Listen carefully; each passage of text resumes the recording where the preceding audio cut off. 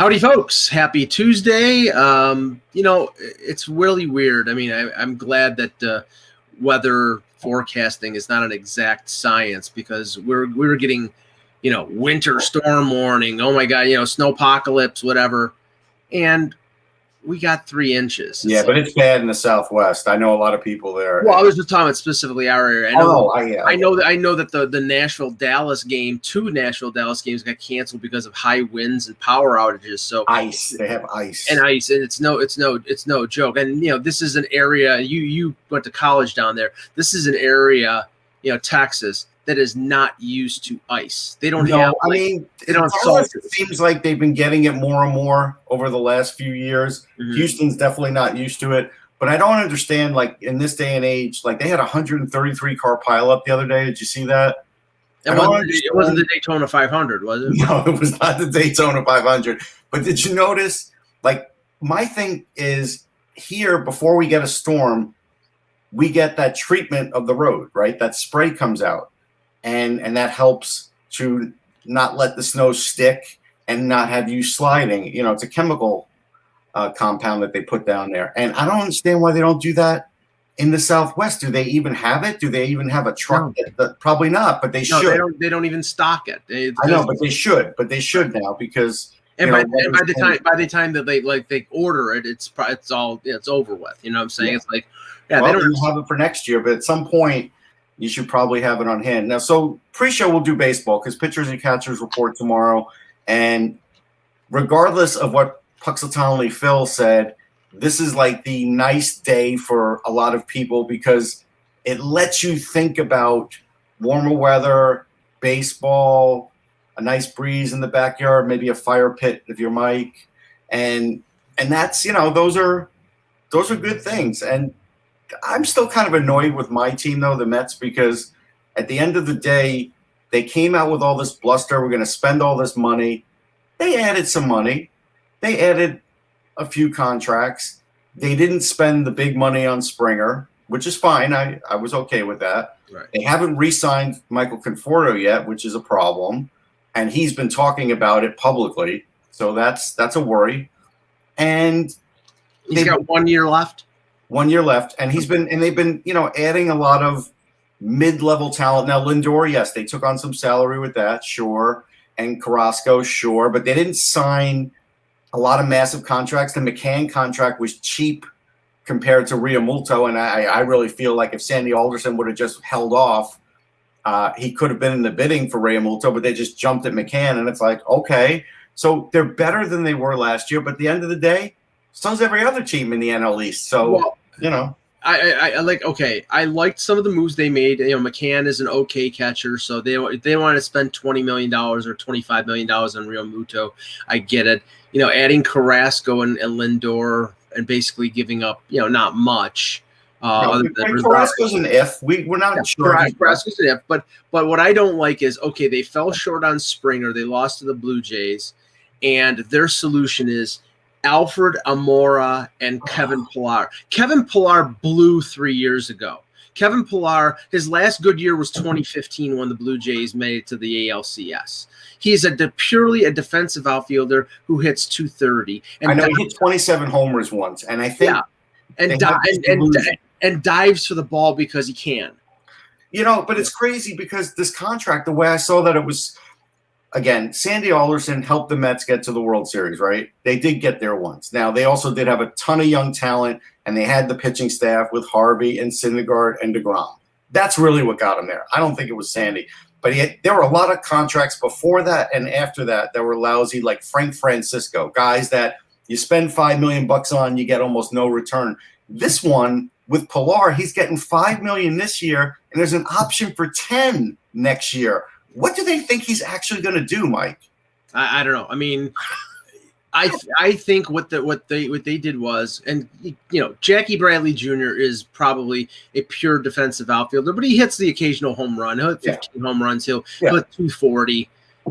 reportedly he wants a multi-year deal. He wants a 3 or 4 year deal, and they got Pilar, who they probably are saying to themselves, well, he's almost as good as Bradley, and we can get him for a year or two. I think that mentality is so much loser mentality that it's a joke, and that I don't think that comes from Steve Cohen. I think that comes from Alderson, because Alderson, the moves that they're making now are similar to the moves they made a few years ago, and those moves sucked too. So yeah, I get it. He makes great catches. I don't disagree with that, but he's going to get put in the game in the 7th inning. I mean, Nimmo's a better offensive player. What's the color of the sky in your world?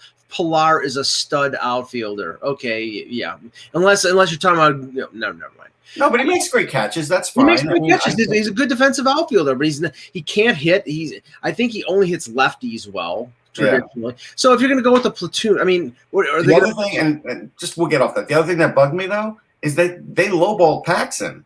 They only gave him a $6 million offer, and I think he ended up with 9 or 10. So that was weird. It's like, you had money. Why did you go so low on him? I didn't want him. Believe me. They got outbid, and believe me, they're not bidding big money. They got outbid by the Yankees for Justin Wilson, which is crazy because Wilson is a very good left-handed reliever. He could close games. He can come in the 8th inning. He can come in the 7th inning. He's super versatile and sometimes can go 2 innings. That is a good pickup for the Yankees. And I think people were complaining. This will be the last before baseball before we start. People were complaining about the Yankees and their bullpen after they traded Ottavino to the Red Sox.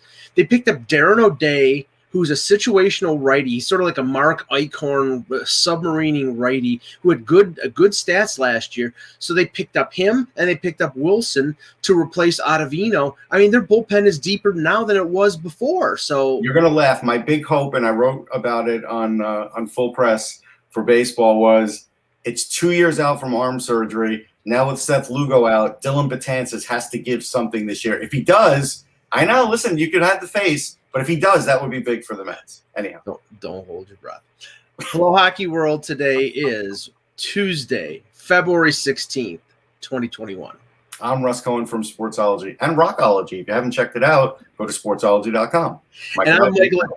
And I'm Michael Agello, and this is the Hockey Buzzcast here on HockeyBuzz.com. And I have to celebrate all the trolls in the chatter in the chat today. You know, it's Troll Tuesday because they're all like, oh my God, they're selling something 5 for $1 at $1.1967. You know, like what? Just shut up, please. So what are we starting with, Mike? Are we starting with Trouble in the Desert? Are we starting in Trouble in Ontario? Let's start with the embarrassment, the scourge at Scotiabank Arena. Okay, Maple Leafs had a 5-1 lead. The board, have you heard this before? Maple Leafs had a 5-1 lead over the lowly Ottawa Senators. Not lowly because they're not trying, not lowly because they don't have a lot of talent. They do have a lot of young talent, but they have an AHL goaltender in Marcus Högberg in net, and he looked like an AHL goaltender as they were trailing 5-1 late in the second period. Austin Matthews with 2 goals. Joe Thornton had a goal and assist coming back. Everything, looked like everything was good. And then you can see when a team gives up, when a team gives up something like a shorthanded goal or a goal late in the period as, momentum changer, you start to say, ooh, okay, well, the Leafs had it was a trifecta. They're up 5-1. They give up a goal to Nick Paul, a shorthanded goal to Nick Paul with 9 seconds left to go in the second period. So all that good feeling about. Can I also analyze that goal for a minute? Yeah. That goal is what I don't like about Freddie Andersen, because Freddie Andersen, and you could agree or disagree, saw where the puck was. He thought the puck was going up the ice, so he wasn't fully set. The puck goes right to Paul, and he can't even react. And Paul, it's not like he had an amazing shot or he has this great release. Yeah. But Anderson's like a second or two late getting there because he sort of thought the puck was going up the ice again because they had the extra man on the ice, and that was bad. That was a mental error by him. Yeah, but okay, it's an overall complacency. Anderson, there's an overall complacency, but it shouldn't extend to the goalie too. He's the last line of defense. Right. Well, I mean, okay, I'm not going I'm not going to pin the loss on Freddie Andersen. Well, you're not. But he was pedestrian. He was not. Yes. He didn't make a big save. The only big save he made was after they had blown the lead. It was 5-5. He made a big save with like a minute to go to not blow the point. But at that point, it's like, well, anyway. So let me finish my. Can we ban Michael Cohen? There's no such thing as an 8K TV. It doesn't exist in the world. It's false information. Yeah. Stop it. Okay.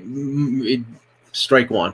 So they're down. They're up 5-2 early in the third period, or after 2 periods. Artem Zub comes out of the penalty box.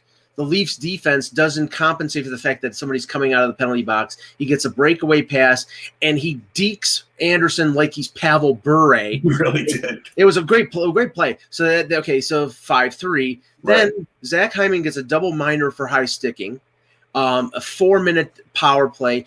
Toronto kills it off great, but of course, 5 seconds, 10 seconds after they kill the penalty, they can't get it out of the zone. It does happen to a lot of teams though, because they get weary. Yeah. And Connor Brown scores to make it 5-4, and then to top a little dagger for Connor Brown there, a little. And then I don't think Connor Brown would have been getting $3.7 million for 3 or 4 years in Toronto. So he doesn't mean he doesn't enjoy giving it back to the Leafs. I'm sure. Why not? But Toronto couldn't afford him. Yeah. So then Dadonov, with the goalie pulled, with 2 minutes left to go, bats it out of midair to tie the game. I mean, it's just it not one thing. It was 3 things, and then the 4th thing is this fantastic goal that Dadonov scores. And then in overtime, the Leafs almost score twice, and Dadonov gets the breakaway that goes the other way. Now, we have to say that second breakaway, Andersen didn't even look like he was going to make an attempt on it. Like, as good as it was being played by Dadonov, it was bad by Andersen. Like, he just bailed out on that. I think mentally he was shot. Again, Russ, I'm not going to blame Andersen for this loss. No, but what if he'd have made a save there? They might have been able to. I mean, okay, he didn't make a big save, but also the team was up 4 goals and sat back on their ass. I know. And that's the problem. And okay, this is starting to be a narrative with the Leafs. You've got Marner and Matthews who are playing at an unbelievable level and are unstoppable, and Thornton played well with them yesterday. The second line, Tavares has one regulation 5-on-5 goal. All of his goals are on the power play. Yeah. He's playing okay, but he's not playing like John. He's a new dad, though. Remember, Claude Giroux is a new dad. Wasn't great either. Yeah, and again, William Nylander is out to lunch. He's like, I mean, it's basically, I mean, he had 2 goals in the season opener.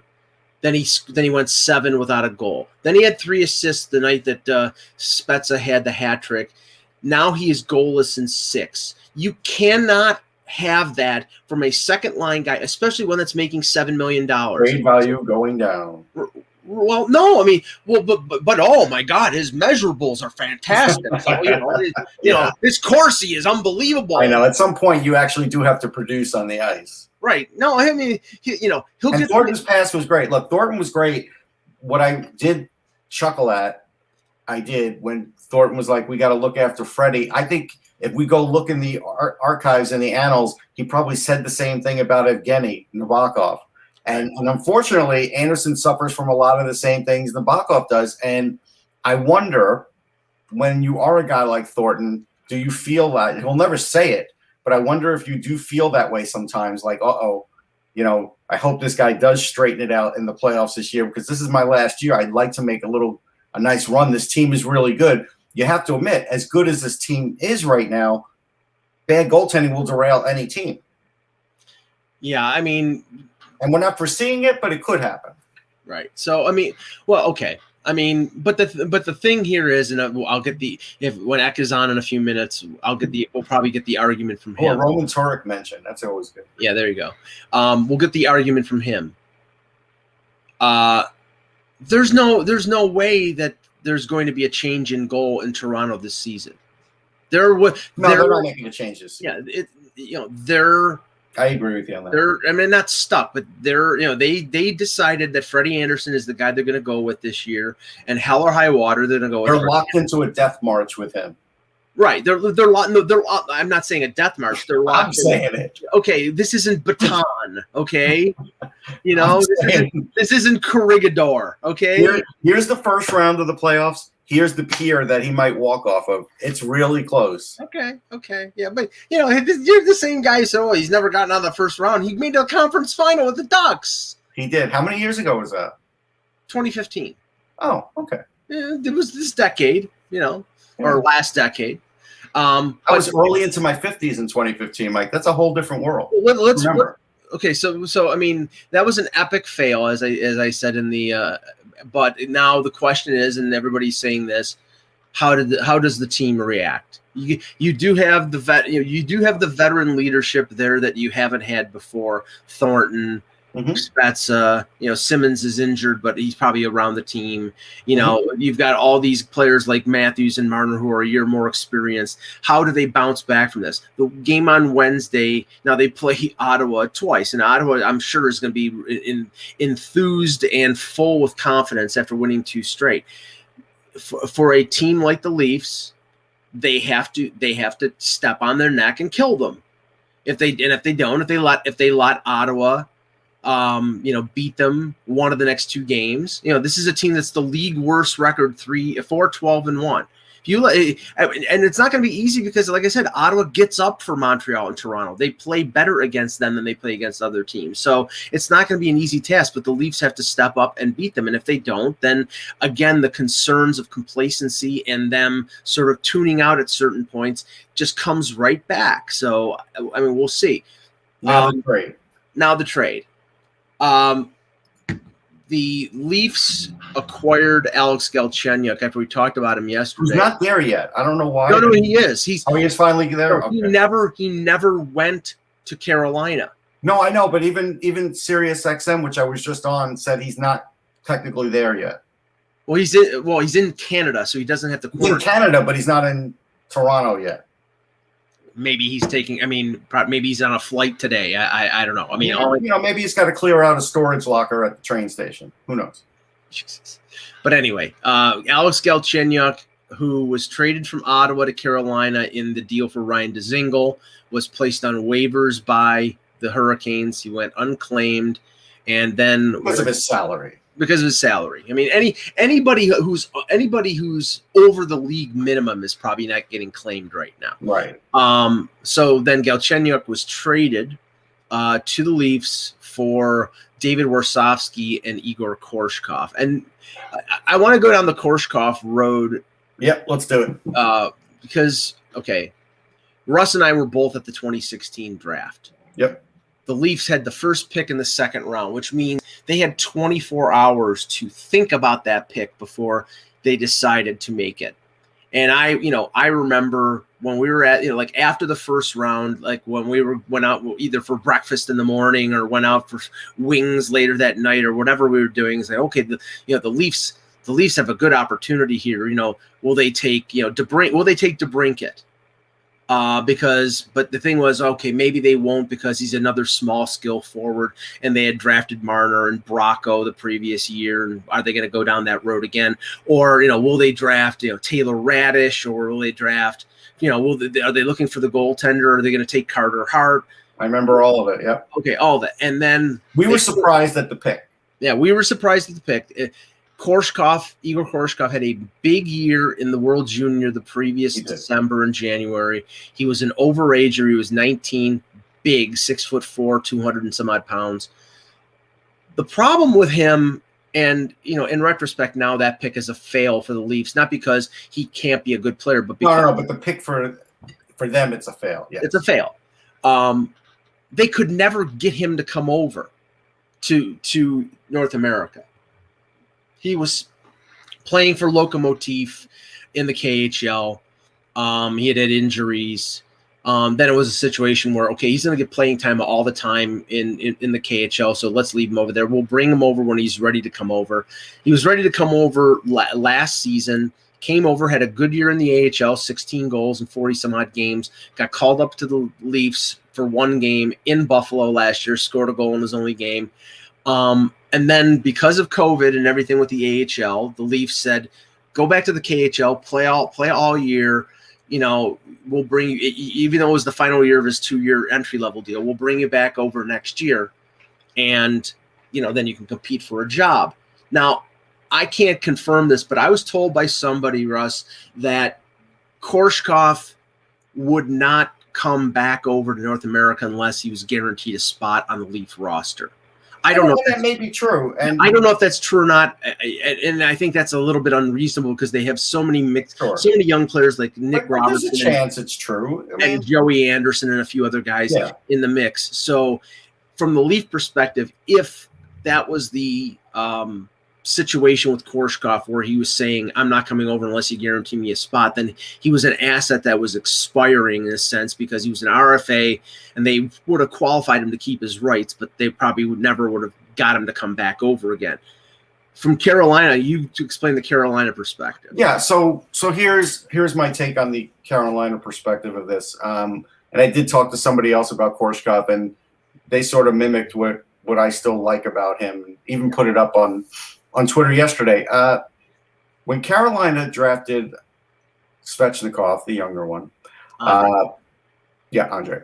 When they drafted him, I had a chance to be around the Svechnikov family a little bit, was chatting with a lot of people, and found out that Dundon really treated Svechnikov and that pick the same way that Ted Leonsis has treated Alex Ovechkin. So Svechnikov's got a lot of pull in the Carolina organization. They do feel like he's the future. No reason not to think that. He looks pretty great, right? So you look at that and you say, this is an interesting one, because if you remember offline, I was telling Mike, I'm pretty sure he played with one of them, and Svechnikov's and Korshkov did. He played with Evgeny. No disrespect to Don Waddell, but I'm sure he doesn't know a ton about Svechnikov. And I'm sure he spoke to Andre, who probably spoke to Evgeny, and they probably got a very favorable report because they had played with him, and he keeps getting better every year. My feeling on Svechnikov is, while his skating isn't terrific, he's got great hands. Korshkov, sorry. His skating isn't terrific, but he's got great hands. He's good around the net, and he's got a good shot. And so this is the kind of guy you could work him in, even if you worked him in on the power play and you put him on the third line with Carolina, they could get some goals out of him. I wonder, Mike, and I'm trying to find this out, it does say on Elite Prospects that he is on loan. Yes. Just because he may have told the Leafs that doesn't mean he won't tell Carolina that. He will tell Carolina that, because he might go to Carolina and say, if you got a spot for me, I'll come over because I'm on loan. I can leave here. And so I do think it's possible we see Korshkov in the Carolina lineup this year. I don't know for sure, but I think it's possible. And if they do, I think that makes this trade even better for Carolina. Well, I'll just say he's the leading locomotive in goals with 16. Who's having his best. Like, this is the time some players start to really put it together. He was having his best year in the KHL. A lot of which he said, he had learned a lot of exercise stuff, nutrition stuff when he was with the Marlies and the Leafs, and he was carrying that forth, and he was playing a lot better. Yes, if he comes over and plays third or fourth line for them and does well, then it's a big success for Carolina. But we know why the Leafs got him. They got him as depth. You said the salary was right. It's right. I get it. And he's already probably on the taxi squad because he cleared waivers, so they can bring him up and send him back. He just actually has to show up to Toronto. That's all. Yeah, but and I don't think that's as of 12:30. He was somewhere. Who cares? I was on somebody's. Who cares? We're talking Galchenyuk, I assume. Yes. Yeah. He's probably on a friggin' Air Canada I'm just saying, I've flown Air Canada. That could be a mess. Yeah, there you go. I spent a lifetime in the Toronto Airport Air Canada terminal one afternoon. So, if you want to, chime in on the Leafs or that trade, that's where we were at. We didn't talk about Arizona and the Athletic article that's on tap. We'll go to that next. Sorry, crazy morning here. We had death in our family, but it's just anyway, it's fine. So anyway, we're all good. As far as this trade goes, I was very surprised. Obviously, this guy has been everywhere. I'm everywhere, We man. just talked about him before he got traded again. Yes, I was talking to him yesterday. I know.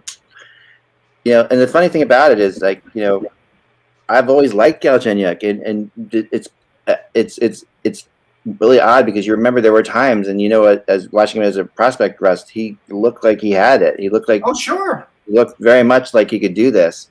And eventually, there's always that other part of the equation. You know, it's There player is. development, it's There is. all that stuff. It's maturing. It's all of those things plus the hockey stuff. It's being screwed over by your original organization by messing around with your head, saying you're a center, then putting him at the wing, then going back and forth and back and forth. Right. The Montreal ruined this kid. I'm telling you right now, they really ruined him. Well, I mean, the center wing thing was always the issue, right? And right. He's definitely in the Hockey Buzz trade rumor Hall of Fame. Though I'll tell you, I've definitely written about him enough over time.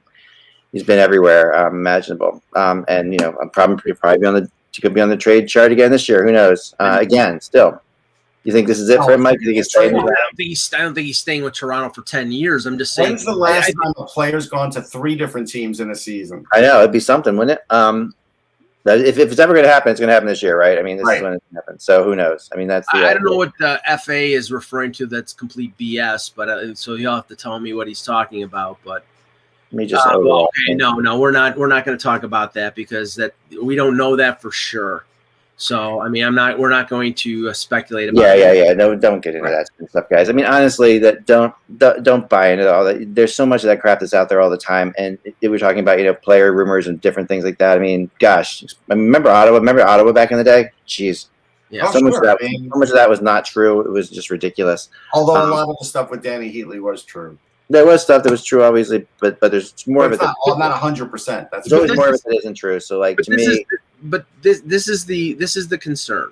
Yeah. I mean, okay, this was a purely depth move. Sheldon Keefe last night basically said after the game, you know, we're going to give him a look. We're going to put him in the mix on the fourth line. We're looking at 5 or 6 different forwards for 3 or 4 different positions. So we'll see what happens. I think it's basically depth in case somebody gets hurt, and it doesn't cost them anything because after being put on waivers, he's under the 1.075, so it doesn't hit the cap at all. Yeah. Is there any thought here, Mike? Like the other night, the Montreal game that they lose, right? And it's impossible to. I mean, this is a ridiculous question, but I'm just going to throw it out there because this has been discussed. Go ahead. I think I know the answer, but I'm going to just play it the other side of it as I intended to do. Mm-hmm. All right, so the Canadians roughed up the Leafs a lot in that game, and that was something that was brought up. You know, the Canadians are a tougher team. Mm-hmm. Are you getting Galchenyuk for his toughness? Oh my God, no! He's not tough. Right. So my thinking is when I say that, because I say that with a you know, I mean, he's bigger. Obviously, he's a little bigger, but he's not a physical guy.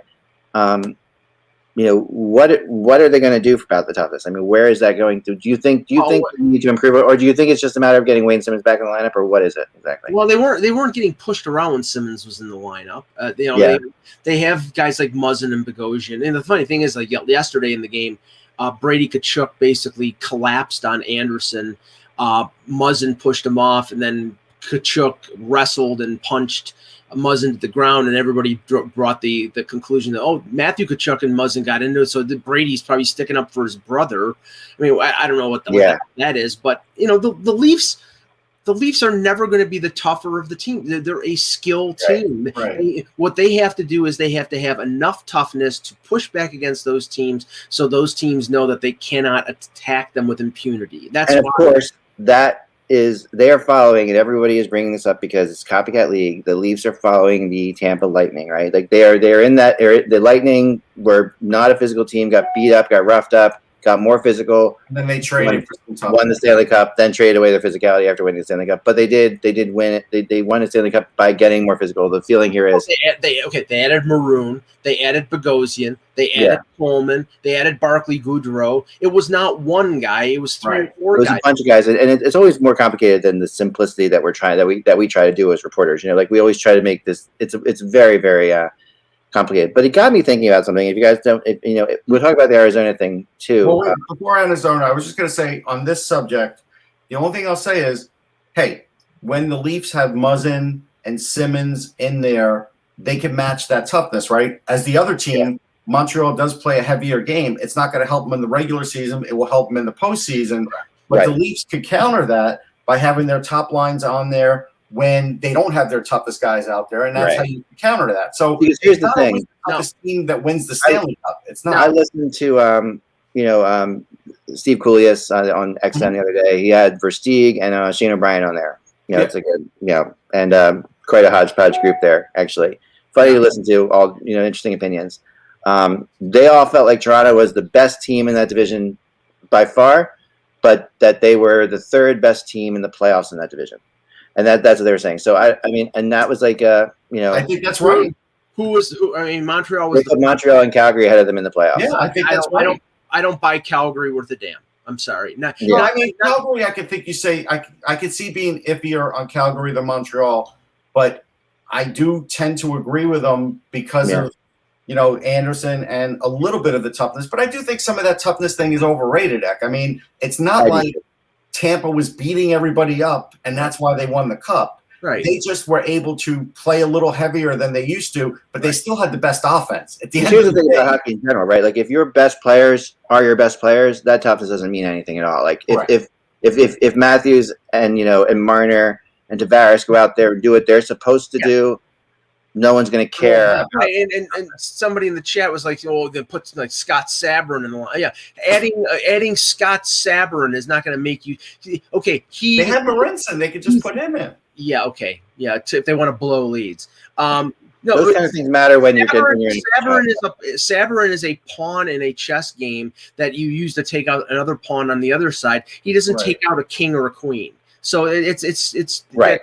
That is not going to. You have for your team to be tougher. You have to add somebody in your top six, like Montreal added Josh Andersen, who can play 20 minutes a night and be tough. And and then we'll get off the Leafs. The talk over the last, and it's been over like the last month. Elliot Friedman's been talking about it. James Myrtle just wrote about it in The Athletic, that the Leafs are aiming to make another acquisition before the deadline, and more than likely it's going to be a forward. Now, and a top six forward. I don't know how they pull it off, but it's been out there enough times that I buy it. But the thing is, it's like, okay, so you've got a team right now that has John Tavares, Austin Matthews, Mitch Marner, William Nylander, and you're adding scoring. Actually, yeah, it's interesting you say that, because to me, they're doing that because those guys have not necessarily shown up for the playoffs like they need to. I mean, and that's what they're looking at. Matthews has, for sure, no question about it. Tavares, Marner, not so much. I think you're saying Tavares not so much. No, I mean, I'm good in the playoffs. Tavares against Boston his first year was fantastic. No, in the first year he was fantastic. I mean, it's not really. I mean, the reality is that they're just not. I don't know why they're not winning in the playoffs for a ton of reasons. But the thought when you say, Mike, that they're looking for a top six forward, that's the report. That's the report, right? That's the rumor. I've actually heard something different than that. I've heard that they're looking for a third line center. So that's not a top six forward, but that they feel the third line center is the most important thing for them. They want to take the pressure off the first two centers, and they want a third line center, like they want your standard like Craig McTavish type third line center, the guy who comes in there, can win faceoffs, can play defense, can kill penalties. Well, the one name that Craig McTavish, these kind of guys. The one name that was mentioned in the Myrtle piece that would fit that description, and it makes sense because he doesn't make a ton of money, and if the team he's playing with right now falls out of the playoffs, which they likely will because they're not good, is Eric Stahl and the Sabres. Yeah, I mean Stahl's still more of an offensive. Yeah, I don't even think I go down that road. Stahl did not look good for this. I think you're risking too much age. Watching him play live, I was really shocked, because of having seen him play for so many years. But again, this want of a third line center. I'm sorry, I'm an Alex Kerfoot defender. I'm with you.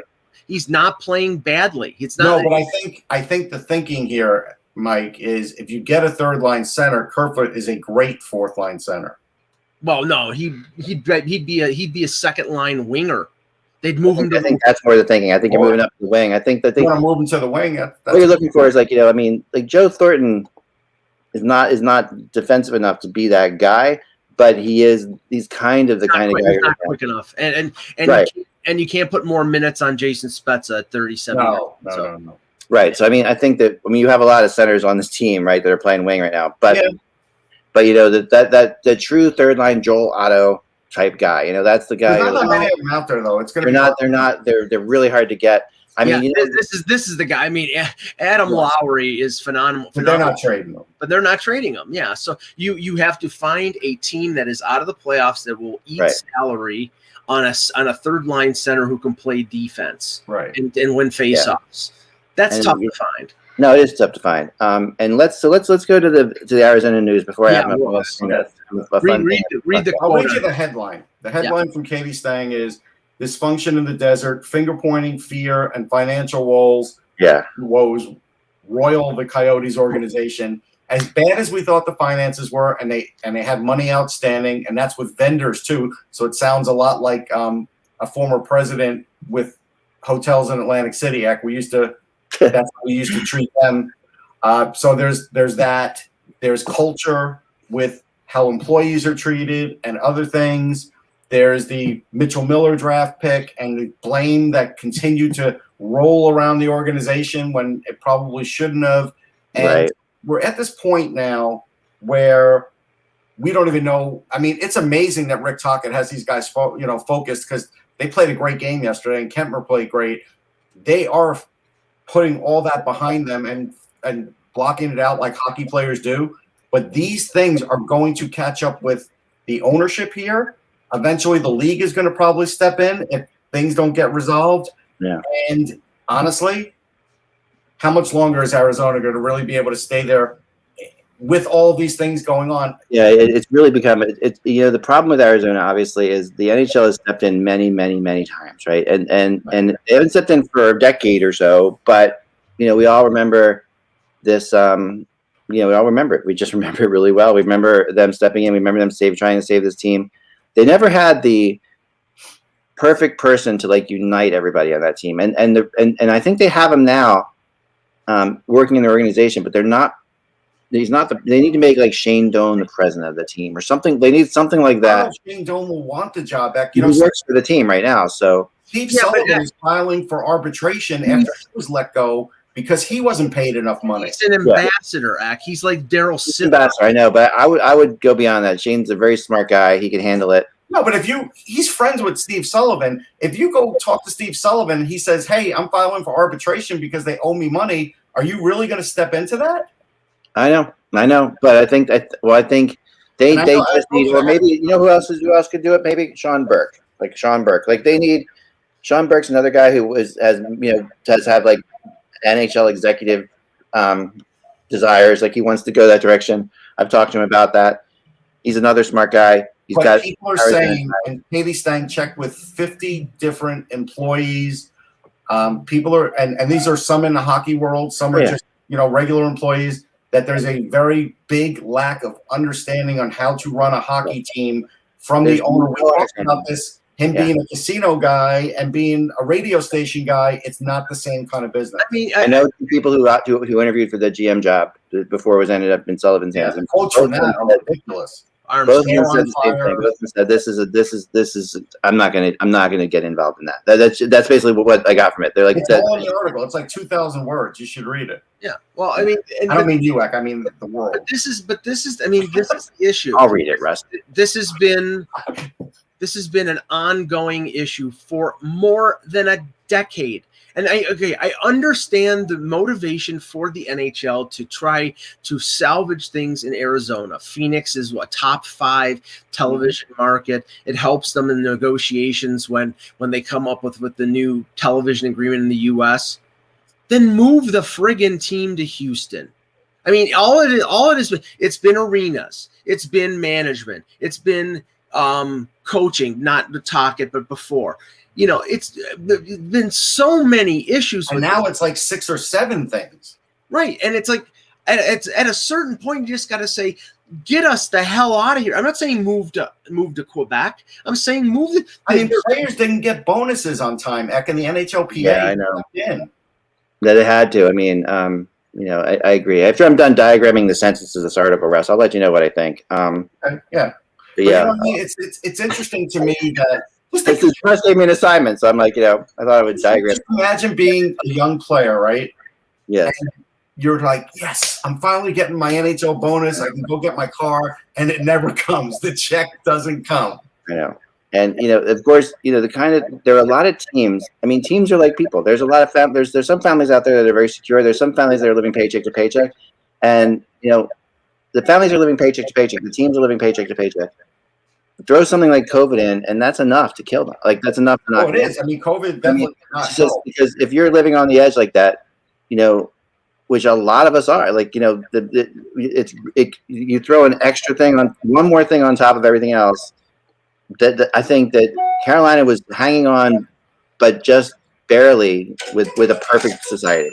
Right. Without a perfect society, it really, really gets dead. It gets tricky. It does. And part of this ownership group was turned down with the NBA Act to buy the Hawks because they felt like they didn't have the financial wherewithal to overcome, losses. Apparently last year they said that, there was a report internally that said that the Coyotes were destined to lose $53 million and ownership didn't like that. And it's like, but it was probably accurate. Yeah, right. I mean, is this Boots Del Biagio or who was the other Islanders crook?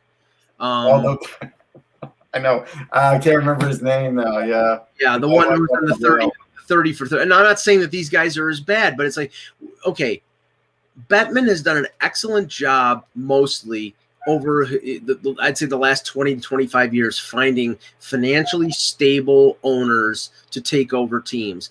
There have been exceptions. Boots Del Biagio was one of them. I can't, again, if somebody's got the name, no, it's John Spano. There you go. John Spano. Thank you. Yes. Who was a scam artist, basically.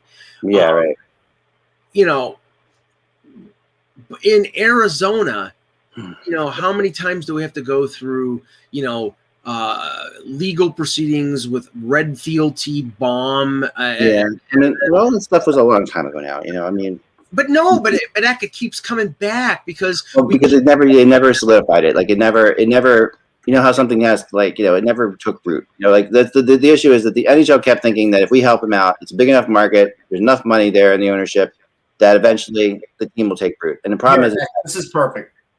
Kavitha, I hope I pronounced it right, Davidson puts out a tweet that says unpaid wages, broken contracts, unpaid debts, toxic workplace, COVID violation, harassment accusations. Yeah, no, it's just. I mean, no, it's a storm. Fine.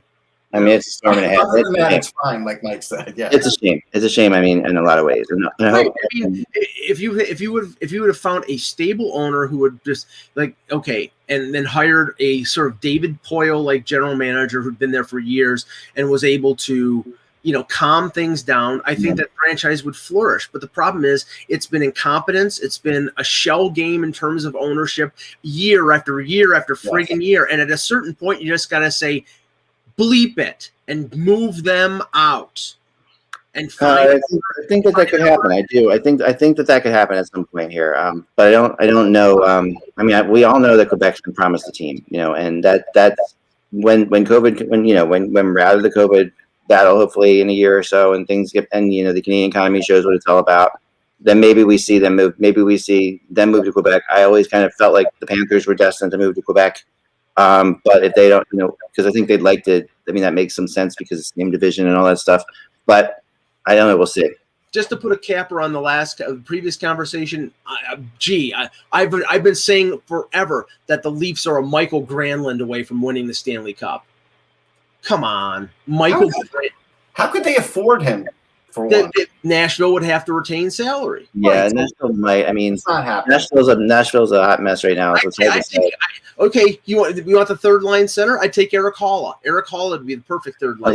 Yeah, well, yes, more offensive again, though. I mean, it's like they really need a shutdown. They really need a Scott Lawton, to be honest. Like that's honestly, Lawton doesn't play center anymore, though. Yeah, but if I said Nick Cousins, but I was told that because Nick Cousins played for Dubas and. No, I'll tell you who they could. If the Leafs got like Nolan Patrick, that would solidify their lineup.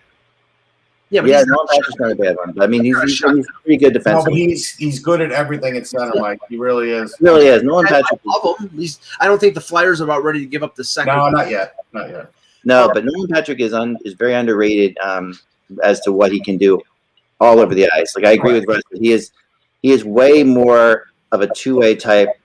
You know, he kind of at his best, Nolan Patrick kind of has like a little Ron Francis in him.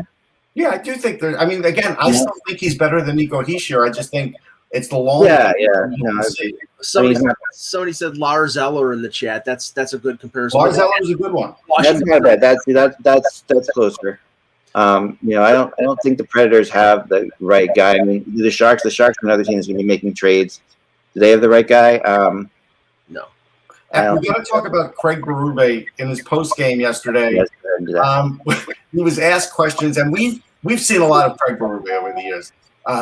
With the fans, I love Craig Berube. I love Craig Berube. I do too. With the Blues, all of that, right? And he started to get asked questions about the game, and he eventually started ripping the referees and saying stuff like, "I guess it's okay to have chokeholds now in the league, and this is where the league is at." And there was a lot of frustration with him. Now, the one thing that I could understand from frustration standpoint is it's hard enough if you're battling COVID. It's hard enough, like we talked about the players after, with the lineup changes, which is crazy. And now, if you get bad refereeing and intertwined in that, it really is frustrating. No, it really is. It really is. There are just so many issues there. I mean, to me, the teams that are looking to trade, and I'm working right now on my 20 most tradable players. That's going to come out by the end of the week, so that we'll get into that more then. But there are some teams that are definitely going to be sellers. We're going to be in a definite seller year. In the past, we've had like maybe one seller. We've got probably 4 or 5 sellers this year that are definites. And I think you're going to see a bunch of teams that, because of the tightness of the cap, will be willing to retain salary and be third teams in deals to get future assets. There's going to be a lot more. And the Seattle Kraken stuff is underway. Like that, what you have to do. This trade deadline is usually important for you positioning yourself for that. This trade deadline is going to have to do with that. Like we saw the trade deadline before Vegas came in. We saw a move made that really were specifically about that. No, you're going to see that as well. Although you could still make trades before. Yeah. So it doesn't have to be made at the deadline. It could just be made before the expansion. Yeah, it's not like it doesn't have to be at the deadline. I know, but where you get at the deadline is you get more for it. Like in general, because the deadline is that's when you can get a team that might not. It's not like trading a unrestricted free agent or trading the negotiating rights and not being able to offer him the 8th year. You can make a deal up until you report your expansion protection list. Do we even have a date yet for the expansion draft? We don't, right? No, I'm assuming it's going to be. No, it's like a week after something, right? It's 2 days before the draft. Yeah, it's 2 days before the draft, which is automatically, which we don't really have a specific date for that either. What the draft is going to be, but so a couple good names in the chat room, actually, that came up. Adam Henrique would be a perfect fit, but I don't think he makes a lot of money though. He makes a lot of money. That would be tough. Benino is a great idea. No, I think Benino's past it. I do. I think he had a shelf life coming from college. I think he gave up a lot of his body in the early part of his career, and I think it's caught up to him. I don't think he's the same kind of skater. Yeah. He can play the position, but I think Kerfoot's better. How about Derek Stepan, winger, right? He's past it. Right. All right, let's move on to so let's Stepan's good, like if you don't have that guy, but Kerfoot's better. Couple things. Russ and I watched some of the game last night between the Islanders and the Sabres, and here's the inherent unfair thing that is going to happen, but it's going to happen because of the scheduling. The Sabres, they were missing some players in the lineup because some of them are not back from COVID, and the ones who are back from COVID looked like they were carrying around a couple cinder blocks. Russ, the Sabres looked. It is not easy. It's not easy to come back from this thing quickly. No, I mean, they had moments where they looked good, but that was basically when Eichel was sparking them. I thought, look, even Okposo, I thought had some decent play at times. Ullmark didn't look particularly sharp. He didn't. I mean, it was almost like they had the playbook just go high on Allmark, and Right. they made him look. He looked off balance a couple times to me, Mike, which was a little bit worrisome. Yeah, I don't like. I mean, could it be the fact that up until like 3 days ago they weren't on the ice? I mean, even the ones that are healthy. I mean, it does take you time to sort of get back into get the blood flowing, get back into the swing of things. I mean, I saw Skinner on the top power play. Yeah, well, that was because Reinhart was out of the lineup. That's the only reason. He'll be going back to the fourth line as soon as everybody's healthy. Why was Varlamov their goalie last night? I was wondering this myself. Like, by the way, great. There are reports that Sorokin is going to be sent down to Bridgeport to get work. Okay, that's fine. I mean, you should, because Varlamov's hot right now, and I don't mind not playing him. I agree with this. I agree with that. We're just going to move on, pretend you never said it. It's dead. I'm not worried about that. Okay, you're not worried. I may have been a little bit premature with my Sorokin praise, just a little. But we'll see how it plays out. He's going to get 10 games at best this year. There's still a lot of time. I mean, who knew that Varlamov would have like a Vezina season himself? So that's like, we got to figure out, what's going to happen. If Varlamov gets hurt, at any point he could be out for the season. That's the way he works. So let's hold off. Let's see what happens. Okay. Sorokin's playing tonight. Sorokin's playing tonight. That's what. I mean, he should be playing tonight. But this is the thing. I would have played him last night because you have like the Sabres coming off their thing. This is like, give the guy a chance to win a game. Put him in a situation. He'll have a chance to win a game because he's going to probably play against Carter Hutton. Well, he's going to play tonight. I know, but yeah, whatever. I agree. It's fine. All right. I mean, you got to remember Varlamov's won 4 out of 5 too. Varlamov's been amazing. I am not taking anything away from him. Just a couple notes from last night's games. Yeah. Well, actually, one other thing, Mike. Yeah. Olofsson is strictly a power play guy. Yes. He is just a shot on the power play, and if he gets 15 goals that way, great. He is not deserving of big money. He is not a 5-on-5 player. He's just not. And I think they're trying to convert him into that, and I don't think it's going to work. Yeah, but there is room for specialists, and he's making like in the 3s, so it's not killing them. But one Flyers note, just because of this game on Sunday, they had 16 on the ice today, and Chuck Fletcher even said, I can't tell you who's in protocol, out of protocol, what the dates are, because everybody's got a different date of quarantine. But there was like no Giroux, no Couturier, no JVR, no Voracek. So they're playing tomorrow, but it's going to be a mix of the Phantoms and the Flyers. And the Flyers may indeed play on Sunday, and it'll be questionable as to how many of their top 6 will be there or top 4 on defense. Yeah. Okay, just a couple notes from yesterday's games.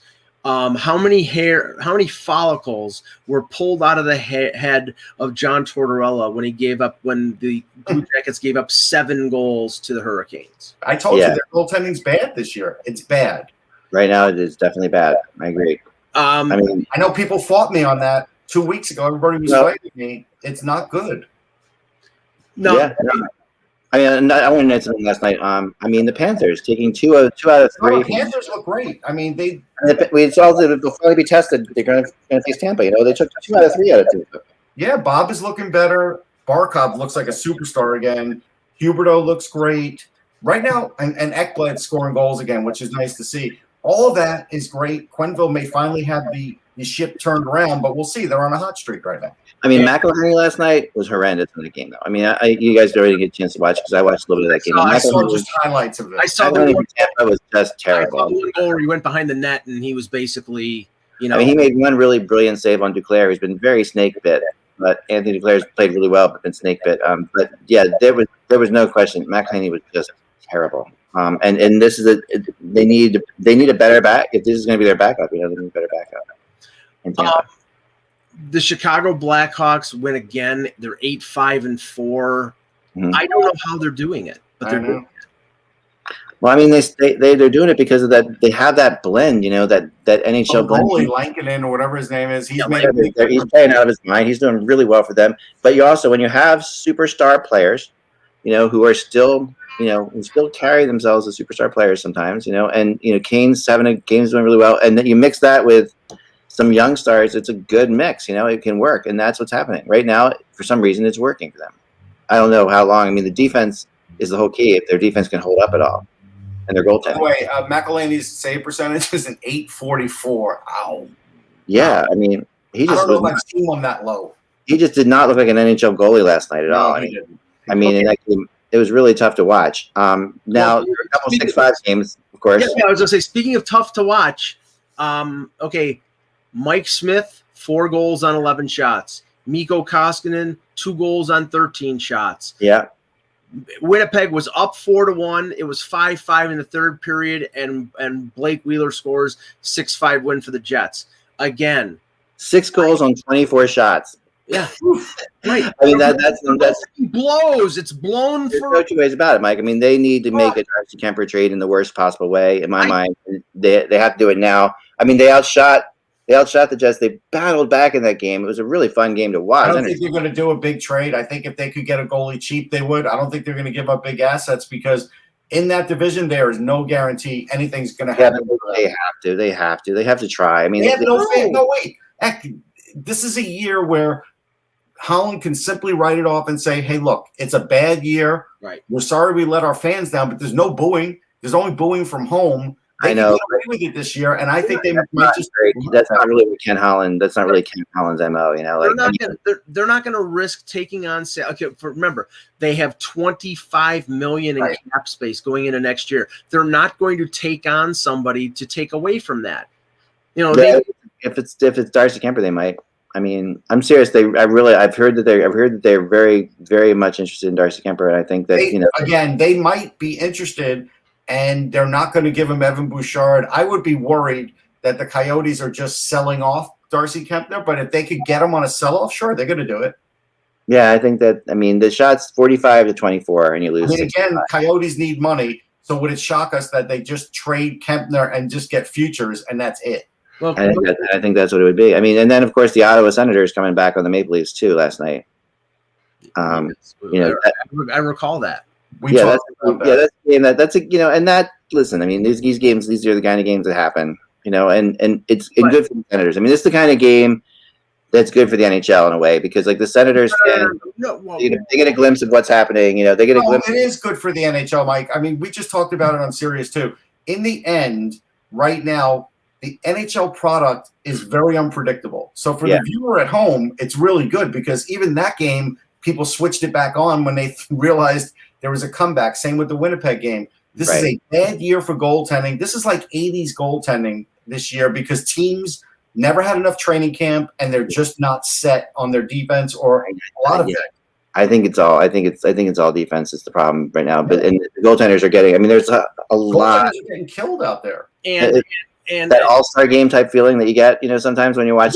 You're right. I mean, that feeling of just like that the defense is really not throwing hits, that no one's picking up their players, and it's just like passing around. I'm not using this as an excuse, but it is worth mentioning that since Jack Campbell was injured on January 24th, Frederik Andersen has played every game. He's played 9 straight games, and that's not what they intended because they wanted Campbell was playing well, and they wanted Campbell to play a sizable chunk, but they don't trust Michael. Now they play back-to-back Wednesday, Thursday against Ottawa, and Campbell's at least a week away. They're gonna have to play. He has to play. He should have played last night. I mean, there's no excuse for that. No. Why play him last night?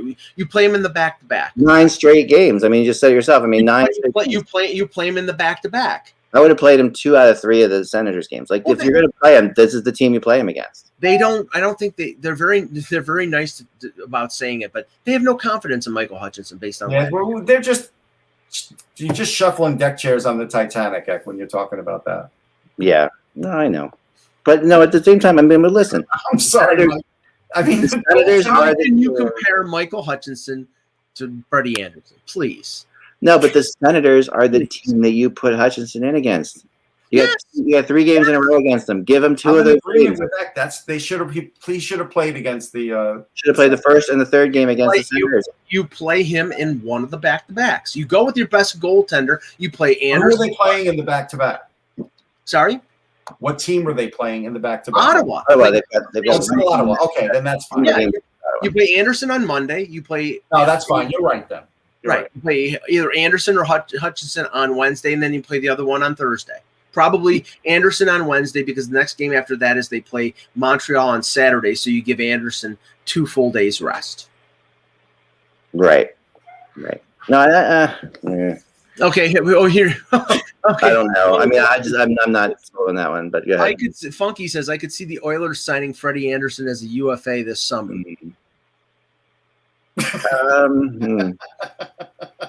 I don't know. I mean, listen. Like we've talked about Freddie Andersen, it's like he's a bizarre goalie because it's easy to sit here and rip on him. But when you watch the Leafs night after night, like Mike does, I watch the Leafs almost every time they're on because they're a fun, entertaining team. You realize that there are games that Andersen keeps them in, and you realize that he's actually, but in the regular season at least, he's a very important player for them, and really does make some beautiful saves. I mean, he's a stabilizing goaltender. I don't think the Oilers will give Andersen like $20 million for $5 a year for 4 years. I don't think they would do it. Yeah. Well, that's what it's going to take. He's going to make $5 million somewhere. That's the weird thing about, and we should do a show about this as we get closer to the summer. Yeah. That's going to be the weird dynamic here. That the teams out there looking for goaltenders, Edmonton and Toronto are 2 of them, because Andersen will be a UFA, and we know Koskinen sucks. But we also have Seattle and the goaltender situations with all the teams in the league. You could have Ron Francis going out and poaching goaltenders from one team and flipping them to other teams that need goalies. You really could have that situation. You could have, like, say, okay, for example, you've got Cal Peterson and Jonathan Quick in LA.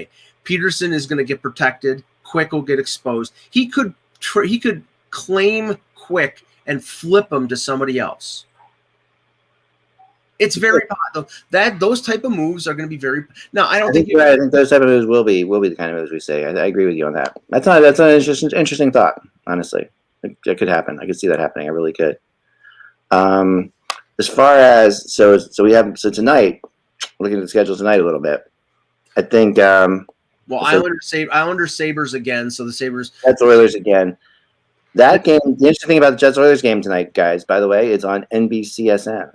So that's one of the weird opportunities for you to watch a Canadian game down here. I want to point something out that I have a stat here that's kind of amazing, and I also think it shows something. Fewest games needed to reach 500 points.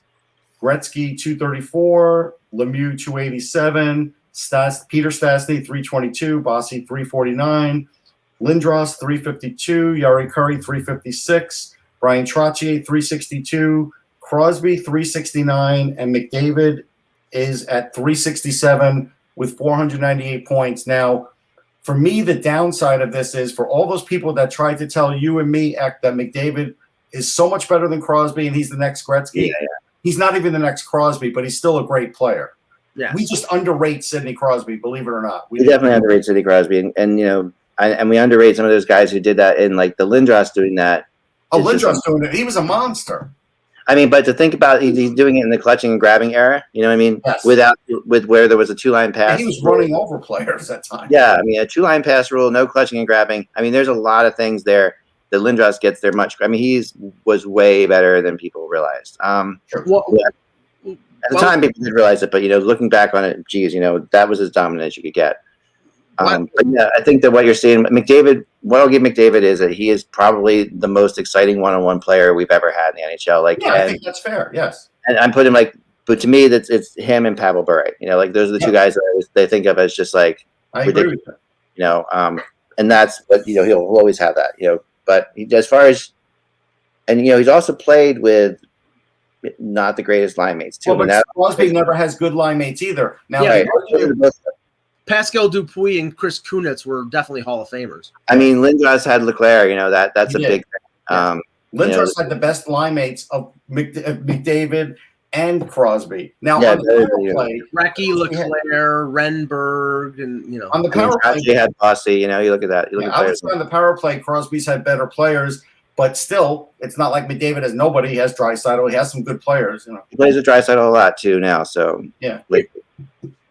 Just to finish off, here's something we should keep an eye on. Just because, we will have been starting to focus on the Olympics It was the 1 year, like 1 year out, and we were talking about Team Canada and Team USA. Yep. There has been mention in the House of Representatives over the last couple of days, a call for the U.S. to boycott the Olympics in Beijing because of coronavirus, because the government is not being forthcoming in terms of how the virus got spread in Wuhan, all this thing. Now, this could be just a political football. I don't think it is, though, and this is Right. why I had mentioned a few days ago about the potential move of it, and if there's a movement to move it. Now, if they don't move it, then the U.S. could do what they did in Moscow in 1980, Yes. which is simply boycott. And then, Canada is probably going to the Olympics, but they won't follow suit with the U.S. So that could be Team Canada going with their hockey team and the U.S. not going. And Right. I'm sure a lot of the U.S. hockey players want to go to the Olympics, and if they got moved someplace else. But the problem is you're less than a year out, and I don't know if they can pick up stakes and go someplace like Salt Lake or Vancouver or someplace. Virtually they can, because they don't have to worry about selling tickets. All you need is venues. Right. So you can go to a place that's previously had a Winter Olympics and do it. Or World Junior, or someplace that has multiple rinks, as long as there's Right. not going to be people there. Yes, Right. that's true.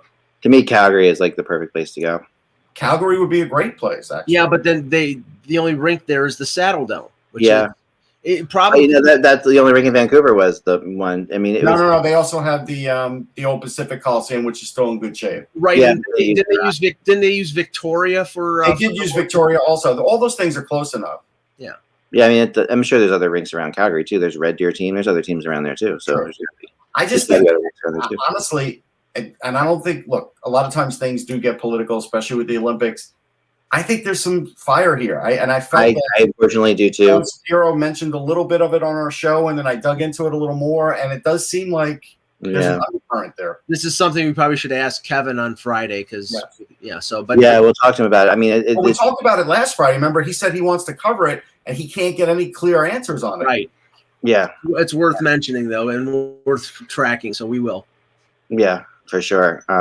I wanted to cover it too, actually, but I'm not going to. I don't think I'm going to go to. No, I mean, before the whole virus thing, my plan was to go to China, but I don't think I'll be going at all. There's no way. I mean, I can tell you, I won't be going. Nope. Yeah, I'll be waiting until apparently that it feels like the next Winter Olympics will be in North America. The closest I'll be getting to China is ordering some takeout tonight.